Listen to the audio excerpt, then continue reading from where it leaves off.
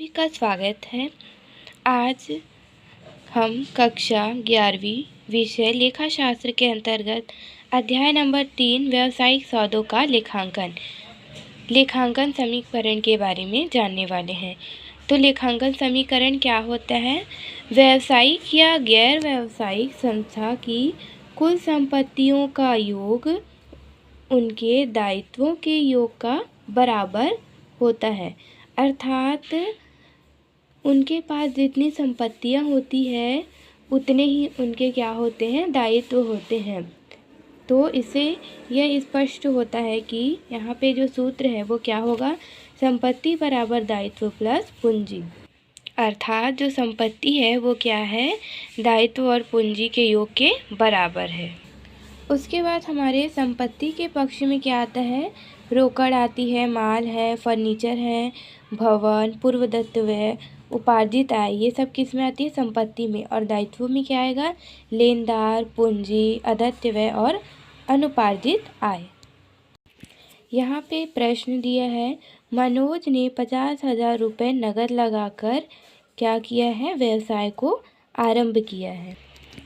अर्थात यहाँ पे क्या है, जो हमारा व्यवसाय का स्वामी है मनोज, उसने क्या किया है, व्यवसाय में 50,000 रुपये क्या किया है, नगद लगाया है। तो जो व्यवसाय है उसको क्या है, रोकड़ के रूप में 50,000 रुपये नगद मिल रहा है। और जो रोकड़ होती है, रोकड़ क्या होती है, हमारी एक प्रकार की संपत्ति है। तो व्यवसाय को क्या हुआ, 50,000 रुपये संपत्ति के रूप में प्राप्त हुए। और जो व्यवसाय का स्वामी है मनोज, वो 50,000 रुपये देने वाला है व्यवसाय में। तो इससे क्या होता है, हमारे जो व्यवसाय है उसमें 50,000 रुपये का जो पूंजी है वो क्या है, दायित्व के रूप में यहाँ पे उपस्थित हो रहा है।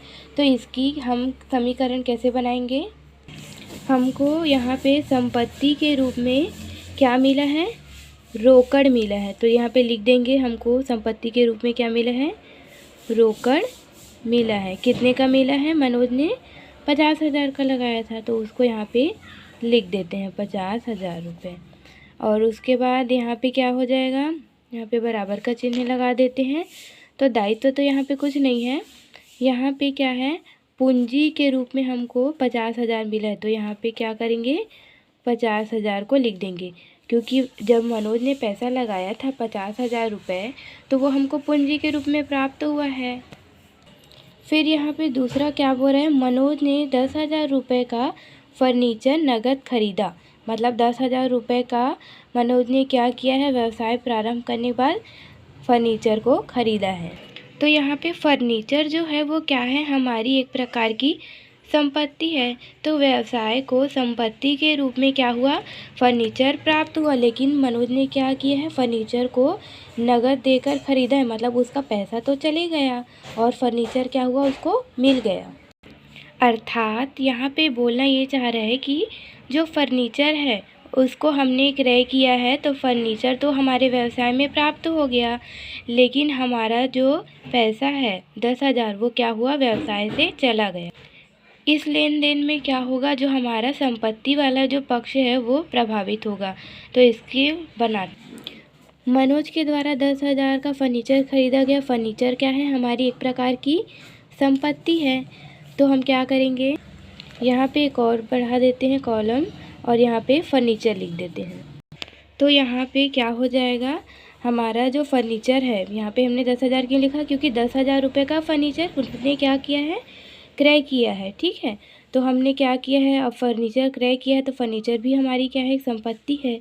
तो फर्नीचर क्रय करने से यहाँ पे ये हो गया कि जो मनोज की जो पूंजी है वो क्या है, 10,000 रुपये फर्नीचर के लिए खर्च हो गई। तो हम क्या करेंगे, 50,000 में से 10,000 को माइनस करेंगे, तो हमारे पास कितना बच के आ जाएगा, 40,000।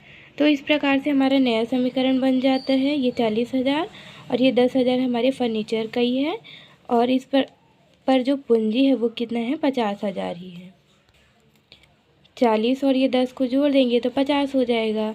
तो ये हमारा क्या है, दोनों साइड का बराबर हो गया संपत्ति, और ये हमारा जो दायित्व और पूंजी के साइड का है वो दोनों क्या हो गया, बराबर हो गया। अब आगे देखते हैं। उसके बाद तीसरा क्या बोल रहा है, मनोज ने 5,000 रुपये का माल नगद खरीदा। अब इसमें क्या हो रहा है, मनोज की पूंजी क्या हो रही है, कम हो रही है।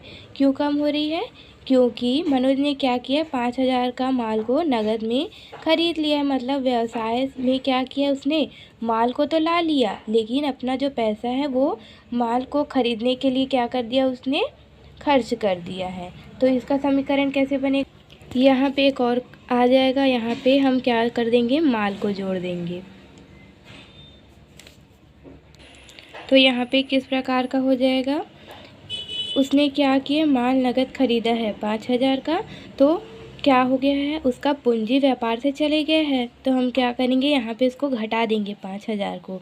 और ये जो फर्नीचर है, फर्नीचर तो हमने और क्रय नहीं किया है, तो यहाँ पे शून्य होगा। उसके बाद क्या है, तीसरा कॉलम हमने बढ़ाया था ना माल का, तो वहाँ पे क्या लिख देंगे, 5,000 लिख देंगे। तो उसके बाद क्या करना है, यहाँ पे 40 में से हम क्या करेंगे, 5,000 को 40,000 में से क्या करेंगे, 5,000 को घटाएंगे। तो हमको कितना मिल जाएगा, यहाँ पे 35,000 मिल जाएगा। तो ये हमारा 35,000 है। उसके बाद ये 10,000 का 10,000 आ जाएगा। फिर क्या है, 5,000 का हम क्या लिखेंगे, 5,000 लिखेंगे। और हमको क्या करना है, हमारा संपत्ति बराबर दायित्व प्लस पूंजी होता है, तो हमारा ये दोनों साइड इक्वल होना चाहिए। तो 35 और 10 कितना हो जाएगा, यहाँ पे 35 और 10 हो जाएगा हमारा 45, 45 और 5 हो जाएगा 50। तो यहाँ पे हमारा बराबर हो जाता है 50,000। अब आगे देख, उसके बाद यहाँ पे चौथा बोल रहा है कि मनोज ने 10,000 रुपये का माल क्या किया है, उधार में ख़रीदा है। तो इस लेन देन के रूप में जो हमारा 10,000 है वो क्या है, संपत्ति के रूप में बढ़ गया है। लेकिन दूसरी ओर ये हो गया है कि माल के उधार खरीदने पर व्यवसाय के जो दायित्व हैं अर्थात लेनदार, उसकी वृद्धि हो गई है। तो यहाँ पे समीकरण ऐसा बनेगा, यहाँ पे क्या हो जाएगा, शून्य लिख देंगे, और उसके बाद यहाँ पे भी शून्य होगा। और ये जो माल वाला कॉलम है, क्योंकि उसने क्या किया है, 10,000 का माल क्रय किया है, तो हमारा तो क्या है, यहाँ पे ये जो दोनों वाला कॉलम था वो पहले का जैसा दिया है वैसा ही लिखेंगे। हमने जो समीकरण बनाया था उसी को नीचे ही उतार दिया है हमने। उसके बाद क्या है, हमारा जो माल है उसका कॉलम पे जाएंगे तो थर्ड हमने बढ़ाया था माल का, तो यहाँ पे माल के पास हमको कितने का माल क्रय किया है, 10,000। तो ये 10,000 को हम यहाँ पे लिखेंगे, और ये 10,000 हमने लिख दिया। उसके बाद ये यहाँ पे जो जीरो बता रहा था ना, हमारी जो दायित्व साइड में वहाँ पे जीरो बता रहा था, तो ऊपर में ये दायित्व साइड में हम क्या लिख देंगे, यहाँ पे हम लिख देंगे लेनदार। ये जो लेनदार होता है वो एक प्रकार का ऋणदाता व्यक्ति होता है, जो हमको क्या करता है, ऋण देने का, उधार देने का काम करता है, वो क्या है, हमारा लेनदार है। तो हम यहाँ पे क्या करेंगे, 10,000 को लिख देंगे, और उसके बाद यहाँ पे क्या हो जाएगा, ज़ीरो हो जाएगा। ये दायित्व में 10,000 इसलिए लिखे हैं क्योंकि उसने उधार में क्या किया है, माल को क्रय किया है, तो उसका दायित्व बनता है कि वो क्या करे, लेनदार जिससे उसने क्या किया है, उधार में लिया है, उसको क्या करे, वापस करे। तो अब यहाँ पे हमारा नया समीकरण कैसे हो जाएगा, 35,000 प्लस हमारा जो फर्नीचर का जो पहले से था वो वैसे ही होगा। उसके बाद ये 5 और ये 10 कितना हो जाएगा, यहाँ पे 15,000 हो जाएगा। और उसके बाद ये 10,000, यहाँ पे इसको प्लस कर दीजिए, 35 और 10 कितना हो जाएगा, 45 हो जाएगा। 45 और 15 हो जाएगा 60। और इधर भी क्या होना चाहिए, हमारा संपत्ति के बराबर, उधर जो दायित्व और पूंजी है वो दोनों बराबर होना चाहिए। तो यहाँ पे 50,000 आ जाएगा। अब आगे देखते हैं। उसके बाद लास्ट बोल रहे हैं कि मनोज ने 5,000 रुपये की लागत का माल 7,000 रुपये में क्या कर दिए, नगद बेच दिया है। अर्थात 5,000 का माल को किस में बेच दिया, 7,000 में बेच दिया। तो क्या हो गया है, उसको 2,000 का लाभ हुआ है। तो जो व्यवसाय का जो स्वामी है मनोज, उसकी पूंजी कितनी बढ़ गई, 2,000 रुपये उसकी बढ़ गई। और संपत्ति के रूप में हमको रोकड़ जो है वो कितना प्राप्त हो गया, 7,000 प्राप्त हुआ, क्योंकि 5,000 का कितने में बेच दिया, 7,000 में बेचा। तो ये हमको प्राप्त हो रहा है 7,000। तो ये हमारा रोकड़ के साइड में जाएगा। और अब इसकी पंजी कर लेते हैं। यहाँ पे क्या हो जाता है, हमारा जो 7,000 है वो तो बढ़ जाता है, क्योंकि वो हमको मिल गया रोकड़ के रूप में। और माल के रूप में ये होगा कि 5,000 रुपये की उसमें कमी हो जाती है। तो इसका समीकरण बनाते हैं। समीकरण कुछ इस प्रकार से होगा, 7,000 रुपये में क्या किया है, माल को बेच दिया है, तो वो हमको क्या हो रहा है, रोकड़ के रूप में प्राप्त हो रही है। तो इसको इसी के रूप में लिखे हैं। तो रोकड़ वाले कॉलम के नीचे ये लिखा है 7,000, तो उसको लिख दिए हैं। और ये 10,000 यहाँ पे शून्य है। उसके बाद यहाँ पे हमने क्या किया है, जो माल वाला जो हमारा कॉलम था उसमें हमने 5,000 को माइनस किया है, क्योंकि हमारी क्या हुई है, 7,000 की वृद्धि तो हुई है रोकड़ के रूप में, लेकिन माल के रूप में 5,000 की यहाँ पे कमी हो गई है। तो यहाँ पे क्या हो जाएगा, प्लस माइनस माइनस होता है। तो 7,000 में से 5,000 को हम क्या करेंगे, घटाएंगे। तो हमको कितना मिलेगा, यहाँ पे 2,000, क्योंकि हमको दोनों साइड को क्या करना है, इक्वल बराबर करना है। तो हमारा नया समीकरण क्या होगा, 35 और 7 कितना हो जाएगा, 42।